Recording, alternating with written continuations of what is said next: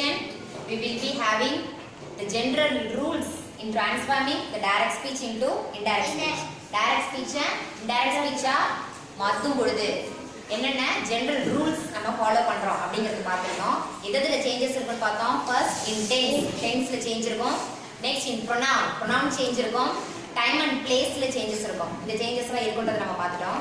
அடுத்தது அந்த சென்டென்ஸை ரிப்போர்ட் பண்ணும் பொழுது இன் டைரக்ட் ஸ்பீச்ல இருக்கிற ஒரு வேர்பை இன்டைரக்ட் ஸ்பீச்சா மாத்தும் பொழுது டைரக்ட் ஸ்பீச்ல இருக்கிற ஒரு சென்டென்ஸை இன்டைரக்ட் ஸ்பீச்சா மாத்தும் பொழுது என்னென்ன சேஞ்சஸ் இருக்கும் according to the kinds of the sentences.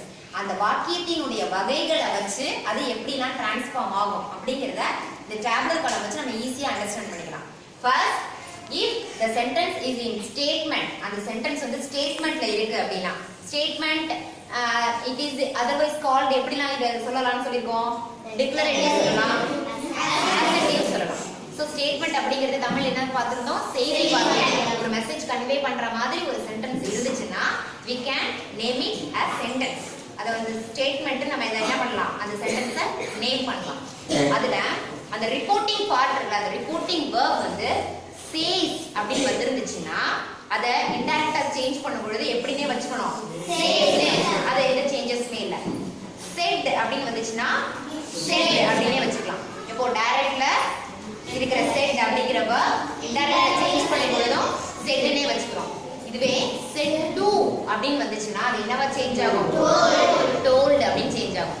இதுக்கு stated அப்படின ஒரு verb யூஸ் பண்றாங்க. பட் நம்ம என்ன யூஸ் பண்ணிக்கலாம், told யூஸ் பண்ணிக்கலாம். அப்போ said to அப்படி வருது எந்த கைண்டா இருந்துச்சுன்னா ஸ்டேட்மென்ட்டா இருந்துச்சுன்னா என்னவா சேஞ்ச் ஆகும், toldன்னு சேஞ்ச் ஆகும். என்னவா சேஞ்ச் ஆகும், toldன்னு சேஞ்ச் ஆகும். அதுக்கு கன்ஜங்ஷன் இருக்கு. அந்த ரிப்போர்ட்டிங் பார்ட்டையும் ரிப்போர்ட்டட் பார்ட்டையும் கனெக்ட் பண்ணும் பொழுது நமக்கு ஒரு கன்ஜங்ஷன் தேவைப்படும்னு சொல்லிருக்கேனா, இணைப்புச்சொல். ரிப்போர்ட்டிங் பார்ட்டையும் ரிப்போர்ட்டட் பார்ட்டையும் கனெக்ட் பண்ணும் பொழுது நமக்கு என்ன தேவைப்படும், ஒரு கன்ஜங்ஷன் தேவைப்படும். அந்த கன்ஜங்ஷன் ஸ்டேட்மென்ட்க்கு என்ன அப்படினா that. ஸ்டேட்மென்ட்க்கு என்ன that. Then if you find the sentence is interrogative kind, sentence வந்து interrogative-ஆ இருந்துச்சுனா, interrogative-னா என்ன சொல்றீங்க, வினா WH question or yes or no type questions எப்பவுமே two kinds-ல இருக்கும். WH-ஆ இருக்கலாம், yes or no-வா இருக்கலாம். வினா வாக்கியம் interrogative அப்படி நீங்க கண்டுபிடிச்சிட்டீங்கன்னா if the reporting verb is says னு இருந்துச்சுனா அது என்னவா மாத்திக்கலாம், இந்த s ஓட இந்த ஒரு s சேஞ்ச் பண்ணிக்கலாம். அப்ப நம்ம இங்க யூஸ் பண்ணக்கூடிய verb interrogative என்னன்னா ask அப்படிங்கறத யூஸ் பண்ணணும். said அப்படிங்கிறதுக்கு பதிலா நம்ம என்ன யூஸ் பண்றோம், ask. ஏன்னா கேட்டாங்க, கேள்வி நம்ம எப்பவும் எப்படி சொல்லுவாங்க, கேட்டாங்க அப்படின்னு தான் சொல்லுவாங்க. புரியுதா? இப்ப certain changes இருக்கு. இப்ப ask அப்படிங்கிறது கேட்கப்படுதல் அப்படிங்கிறது யூஸ் பண்ற verb. said அப்படின்னு வந்தாலோ said to அப்படின்னு வந்தாலோ அது என்னவா சேஞ்ச் ஆகும், asked அப்படின்னு சேஞ்ச் ஆகும். said அப்படின்னு வந்தாலோ said to வந்தாலோ அது என்னவா சேஞ்ச் ஆகும். அடுத்து அதுக்கு கன்ஜங்ஷன், அந்த சென்டென்ஸ்க்குன்னு கைண்டுக்கு ஒரு கன்ஜங்ஷன் இருக்கா, அதுக்கு என்ன அப்படின்னா WH கொஸ்டினா அந்த கொஸ்டின் இருந்துச்சுன்னா you have to use the same WH question. அங்க என்ன WH கொஸ்டின் இருக்கோ, what, where, how, when, who டி யூஸ் பண்றோமா இல்லையா, அந்த WH கொஸ்டின் இருந்துச்சுன்னா கன்ஜங்ஷன் வேற எதுவும் தேவையில்லை. அந்த WH கொஸ்டினையே அப்படியே எடுத்து எழுத வேண்டியதான். வேற எந்த கன்ஜங்ஷனும் அதுக்கு என்ன கிடையாது, தேவையில்லை. if it is yes or no type question, அதுவே அது verbல ஸ்டார்ட் ஆகுற மாதிரியான क्वेश्चनா இருந்துச்சுன்னா அதுக்கு என்ன கன்ஜங்ஷன் யூஸ் பண்ணனும்னா if அப்படி இல்லனா whether. if அப்படி இல்லனா என்ன யூஸ் பண்ணிக்கலாம், whether யூஸ் பண்ணலாம். this is for interrogative sentence கண்டுபிடிச்சீங்கன்னா இந்த ஃபார்மட், இந்த ரூல்ஸ் அதுக்கு நம்ம ஃபாலோ பண்ணணும்.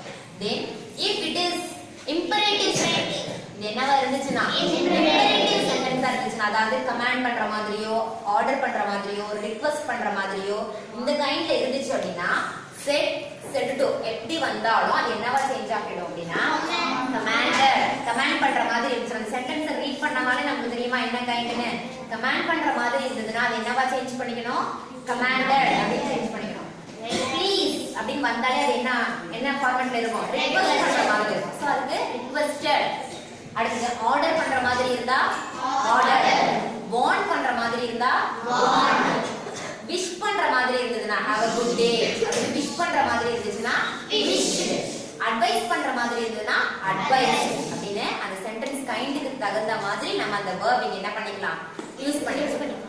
then இப்போ இதுவே present tenseல இருந்துச்சுன்னா இதுக்கு பின்னாடி s சேர்த்துக்க வேண்டியதான். commands, wants, advisors அப்படி நம்ம s சேர்த்துக்க வேண்டியதான். இப்ப says வந்துச்சுல அது மாதிரி இங்க says வந்துச்சுன்னா அந்த கைண்டுக்கு தகுந்த மாதிரி present tenseக்குள்ள verb நம்ம யூஸ் பண்ணிக்கலாம். இதுக்கு conjunction என்ன? to. imperative sentenceக்கு conjunction என்ன?